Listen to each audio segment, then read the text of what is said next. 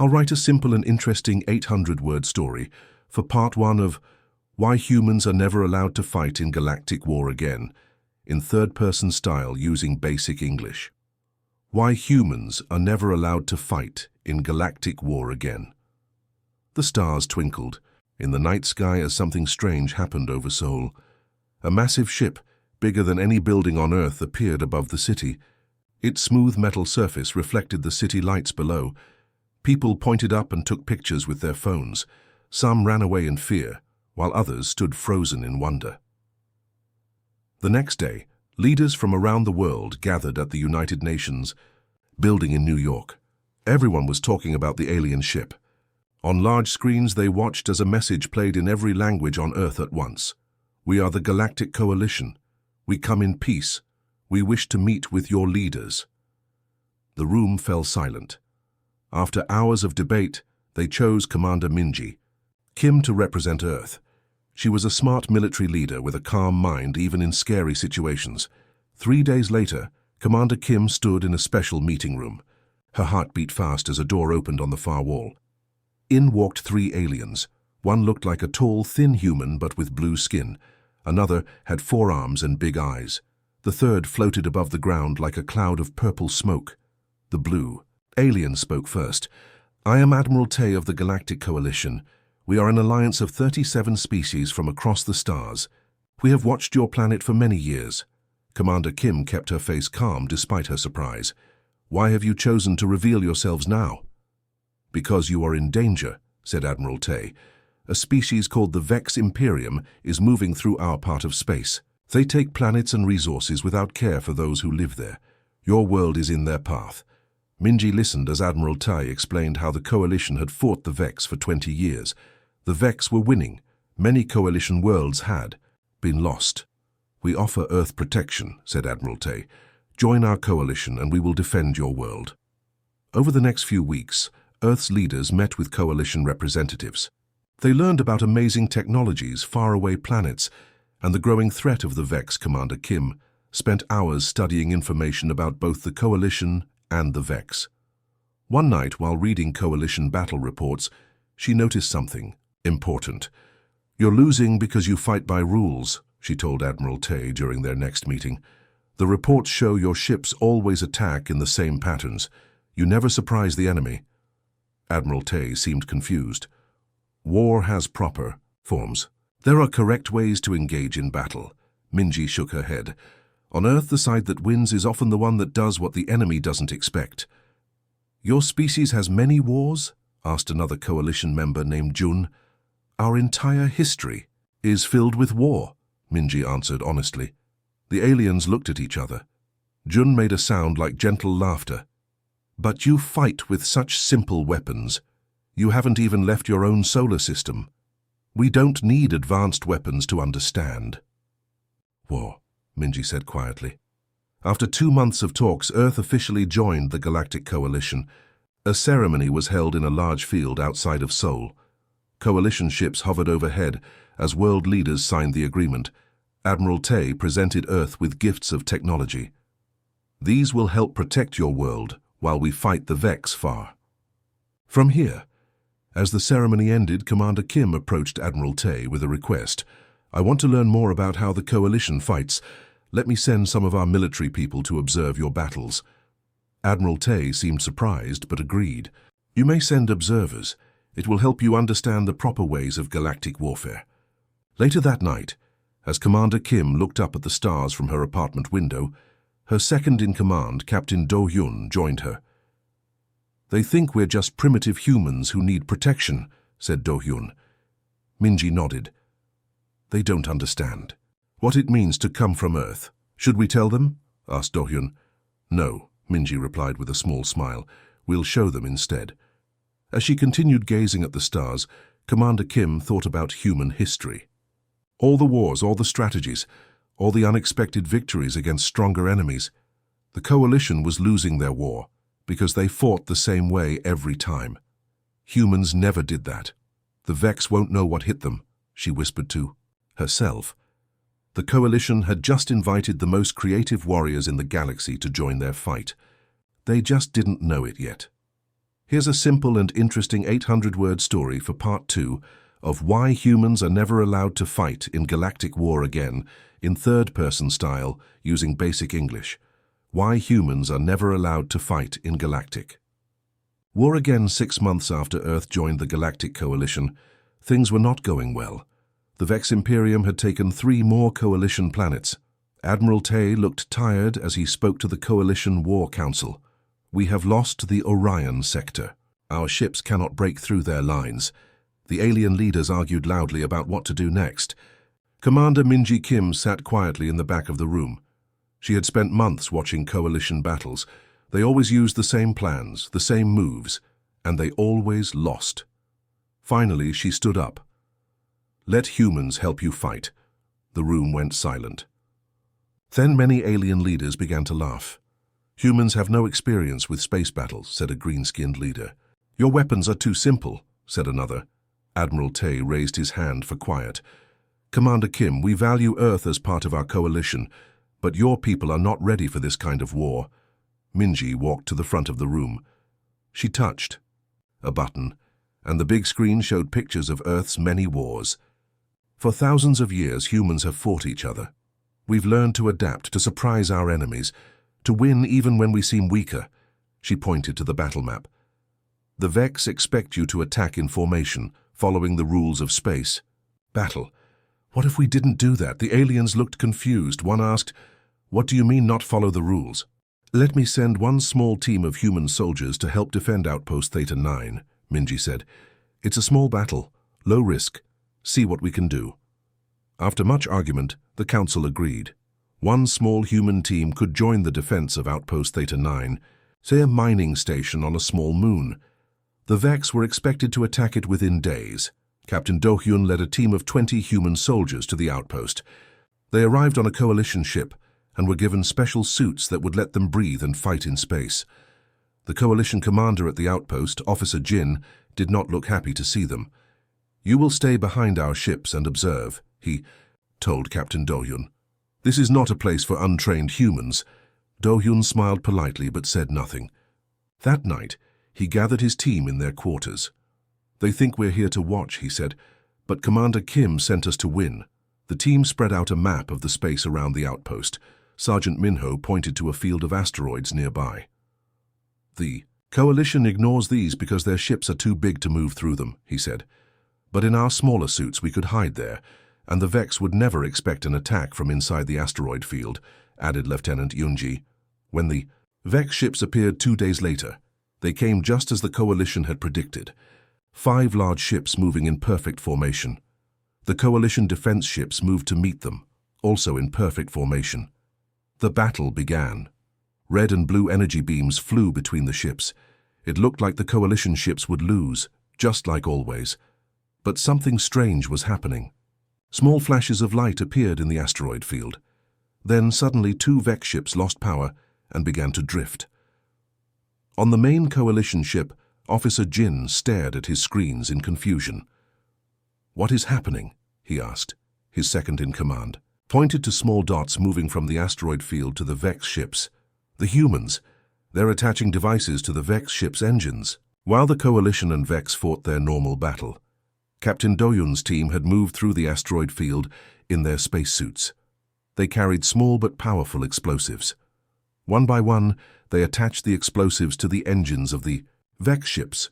More than that, they had broken into the Vex communication system. Using a mix of strange noises and false messages, they confused the Vex commanders. One Vex ship even fired on another, thinking it was a coalition trick. Within an hour, the battle was over. For the first time in 3 years, the coalition had won. 3 Vex ships were destroyed, and 2 had run away. As Captain Do-hyun's team returned to the outpost, Officer Jin was waiting. His large eyes looked at them with a new feeling, respect mixed with fear. How did you do this? He asked. You broke every rule of proper space battle. Do-hyun smiled. On Earth, we don't fight to follow rules. We fight to win. That night, news of the victory spread throughout the coalition, and with it spread the word. The humans had done something no one thought possible. They had beaten the Vex. Why humans are never allowed to fight in Galactic War. Again, after the surprising victory, at Outpost Theta 9 everything changed. The Coalition War Council called an emergency meeting. The large room was filled with representatives from many planets. They all talked at once, their voices mixing together like a storm. Admiral Tay stood at the front, holding up his hands for quiet. Beside him stood Commander Minji Kim, her face calm but her eyes bright with determination. The human tactics at Theta 9 were unusual, Admiral Tay said carefully. But they worked when our traditional methods failed. An alien with scales like a fish stood up. They hid in asteroids. They used tricks and confusion. This is not honorable warfare, Minji stepped forward. With respect, is losing honorably better than winning?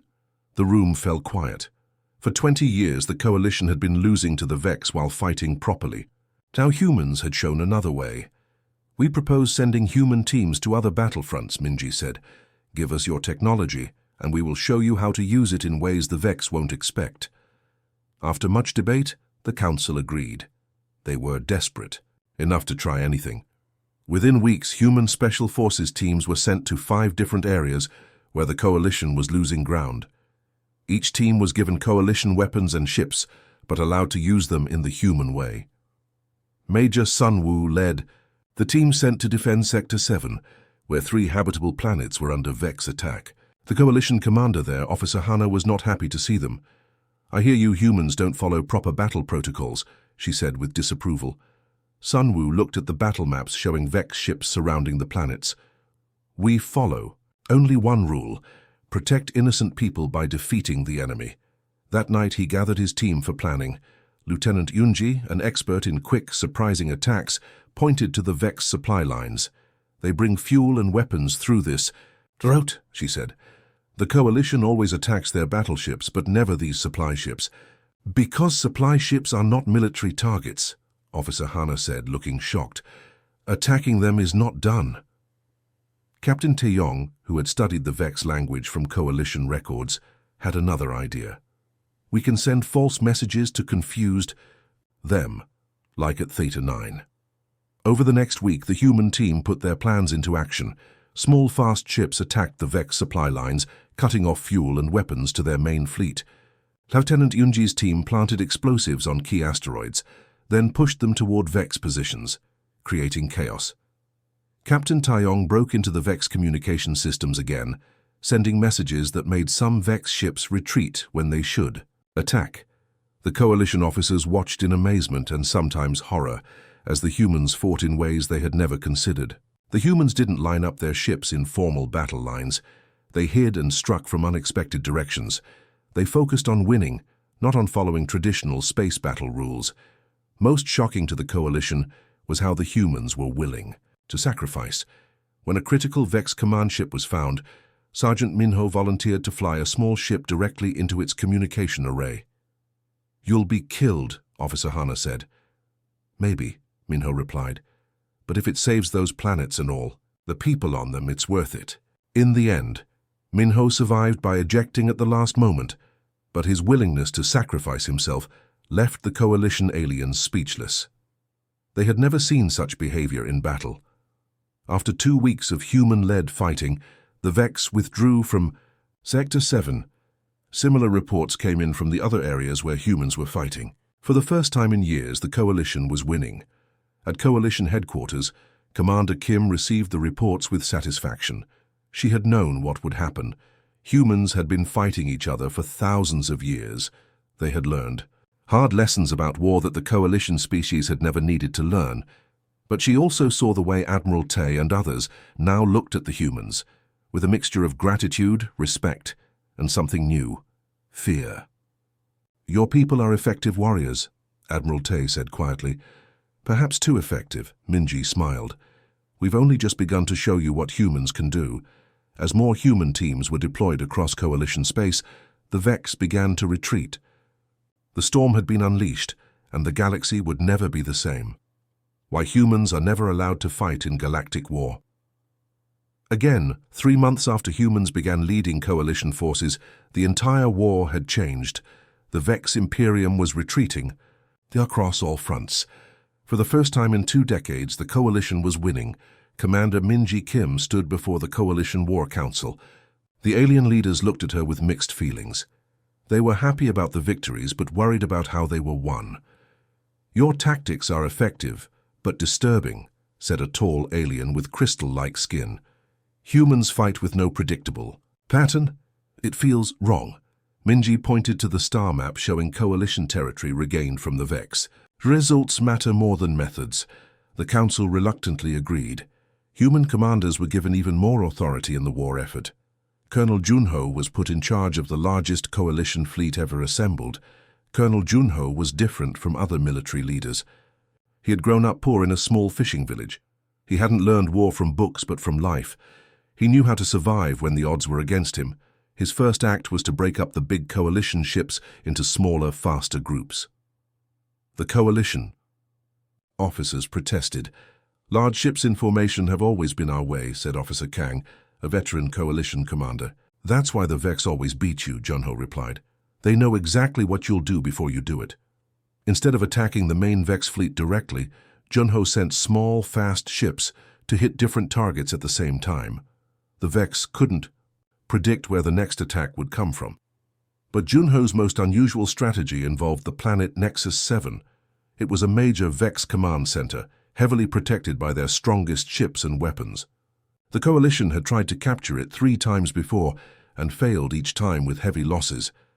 "We will not attack Nexus 7, Junho announced to his officers. Everyone looked confused. "But it's the key to the entire sector," said Officer. Kang Junho smiled.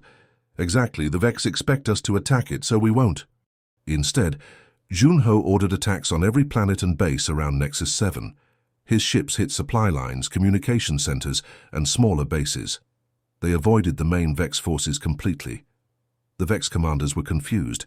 They kept their strongest ships at Nexus 7, waiting for an attack that never came. Meanwhile, humans were destroying everything else around them. One junior officer asked Junho, "Aren't you afraid? The Vex could attack any time." "Fear is a tool," Junho replied. "I use it. I don't let it use me." After weeks of this strategy, the Vex finally moved their main fleet away from Nexus 7 to protect their other bases. That's when Junho struck. His forces attacked Nexus 7 with everything they had. With most of the Vex fleet gone, the planet fell in just 2 days. The victory at Nexus 7 broke the Vex's control of the entire region. It was the turning point of the war. On the Coalition command ship, Officer Kang watched Junho give orders during the battle. The human colonel stayed calm even when things went wrong. When communication systems failed, he quickly made a new plan. When Vex ships appeared where they weren't expected, he adjusted his strategy instantly. "How do you adapt so quickly?" Kang asked him afterward. "Humans expect things to go wrong," Junho said. "We don't panic when they do." Word of the victory spread across coalition space. Other human commanders were having similar successes. Lieutenant Jiwoo tricked an entire Vex fleet into a trap by pretending her ships were damaged. Captain Hyunki's team captured a Vex communication hub by climbing through maintenance tunnels that the Vex thought were too small for any species to use. The Coalition Council watched these victories with growing concern. Yes, they were winning the war. But the humans fought in ways that seemed wild and unpredictable. They didn't follow the ancient rules of honorable warfare that all other species respected. "They are effective warriors," Admiral Tay said to the Council. "But can we control them when the war ends?" As the Vex continued to retreat, that question grew more important every day. Why humans are never allowed to fight in galactic war. Again, 1 year after humans joined the war, the Vex Imperium was on the edge of defeat. Their once mighty fleets were scattered. They had lost most of the territory they had taken from the Coalition. General Minji Kim, now the highest human commander in the Coalition forces, prepared for the final attack. Her plan would strike at the heart of Vex power, their home system. It would end the war completely. The night before the attack, Admiral Tay came to her quarters. His blue face looked troubled. "The Council wants to talk with you," he said. "There's been a message from the Vex." In the Council chamber, representatives from all Coalition species waited. A hologram floated in the center of the room showing a Vex leader. The Vex looked like tall insects with 4 arms and glowing eyes. "We wish to discuss terms of surrender," the Vex leader said. The room erupted in cheers. After 20 years of war, victory was finally here. But Admiral Tay didn't look happy. "The Vex have one condition," he said when the room quieted. "They will not negotiate if humans are present." General Kim frowned. "Why?" "They say humans are too unpredictable, too dangerous." The council debated what to do. The Vex had never offered to surrender before. They didn't want to lose this chance for peace. "I will step aside," General Kim finally said. "Peace is more important than who gets credit for it." But the council had a different idea. Ambassador Hyejin, a human diplomat, would join the peace talks, not as a military leader but as Earth's representative. The Vex reluctantly agreed. The peace conference began on a neutral space station. Coalition and Vex leaders sat across from each other at a long table. Ambassador Hyejin sat quietly at the end, watching everything. The talks went poorly at first. The Vex wanted to keep some of the planets they had taken. The Coalition wanted them all back. On the 3rd day, when the talks were close to failing, Ambassador Hyejin finally spoke. "The Vex are afraid," she said simply. Everyone turned to look at her. "They're not fighting for territory anymore," she continued. "They're fighting because they're afraid of what happens if they lose completely." The Vex leader's eyes flashed angrily. "We fear nothing." "You fear humans," Hyejin said. "And you're right too. We changed everything. Before us, you were winning. After us, you're about to lose everything." The room was silent. Hyejin walked slowly around the table. "But humans understand fear. We've felt it our whole history, and we've learned something important. Enemies who fear each other never truly find peace." For the next 2 hours, Hyejin spoke about Earth's history, about wars that ended badly because the winners punished the losers too harshly, about peace that lasted because former enemies found ways to work together. By the end of the day, the tone of the talks had changed. The Coalition and Vex began to find common ground. Ambassador Hyejin suggested compromises that gave both sides something they wanted. After 2 weeks, the Galactic Concordat was signed. The war was officially over. The Vex would return most territories, but keep some outer planets. Both sides would reduce their military forces. But there was one unusual part of the treaty. Section 47, known as the Human Containment Protocol, stated that humans would never again be allowed to fight in any galactic war. Earth would be protected by the Coalition, but human military forces could only defend Earth itself, nowhere else. The Vex had insisted on this rule. Surprisingly, many Coalition species supported it too. "You humans are too effective at war," Admiral Tay explained to General Kim after the signing. "You don't follow rules, you adapt too quickly. You're willing to do things no other species would consider." "We helped you win," Kim said. "Yes," Tay replied, "and that's what scares everyone." That night, General Kim stood on the observation deck of the Coalition flagship, looking out at the stars. Ambassador Hyejin joined her. "They fear us," Kim said. "After everything we did to help them." Hyejin smiled. "They should. We showed the galaxy what humans can do when pushed. In just 1 year, we changed a war they had been losing for 2 decades. And now we're banned from fighting their wars." "Yes," Hyejin said, "but Earth is safe. We're part of the Coalition. We have access to their technology, their knowledge, their trade routes. And they will always remember what happened when they let humans fight." As they looked out at the endless stars, both women understood something important. The galaxy had learned a lesson. Humans were too unpredictable, too creative, too willing to do whatever it took to win. And that was exactly why they would never be allowed to fight in a galactic war again.